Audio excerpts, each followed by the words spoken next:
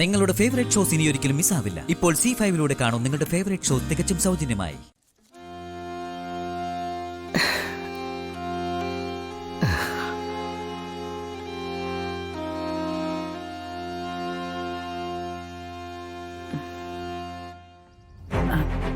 മോനെന്തിനാ പുറത്തേക്ക് വന്നത്?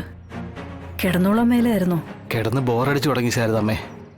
3-4 മാസം ഒരേ കിടപ്പല്ലായിരുന്നോ? ഇപ്പോ എഴുന്നേറ്റ് നടക്കാനായിട്ടും പുറത്തിറങ്ങാൻ നിർവാഹമില്ല. പുറത്തൊക്കെ ഇറങ്ങാൻ കൊതിയാവുന്നുണ്ട്. എനിക്ക് മനസ്സിലാവുന്നുണ്ട് മോന്റെ അവസ്ഥ. പക്ഷേ ഇപ്പൊ ജീവൻ രക്ഷിക്കുക പ്രധാനം. ആ വിജയന്റെയോ അവന്റെ ആൾക്കാരുടെയോ മുന്നിൽ ചെന്നൊന്നും പെടണ്ട. ഈ സമയത്ത് തന്നെ നാട്ടിലേക്ക് പോണോ ശാരദാമ്മേ? പോയേ പറ്റൂ രാജ്യമ്മേ.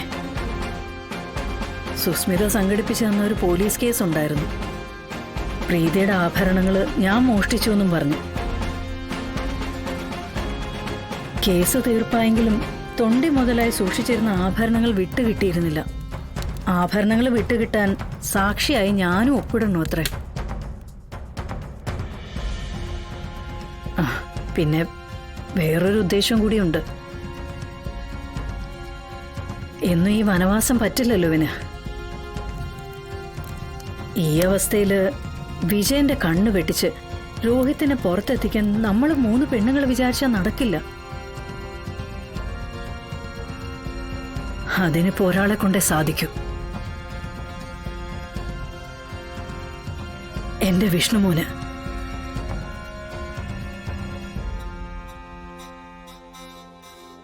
അമ്മ പോയിട്ട് വരാം മോളെ.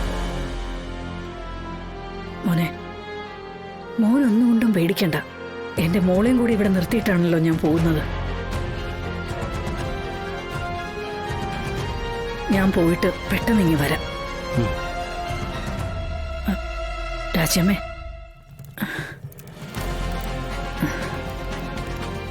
എന്റെ 2 മക്കളെയാ ഞാൻ രാജ്യമ്മ ഏൽപ്പിച്ചിട്ട് പോകുന്നത്. കണ്ണിലെ കൃഷ്ണമണി പോലെ കാക്കൂന്നറിയാം. എന്നാലും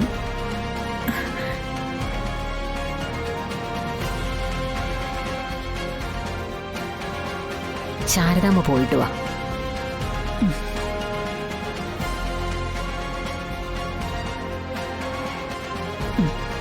മോളെ,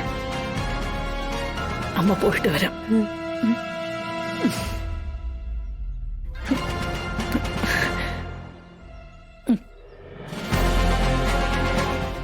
ശരി.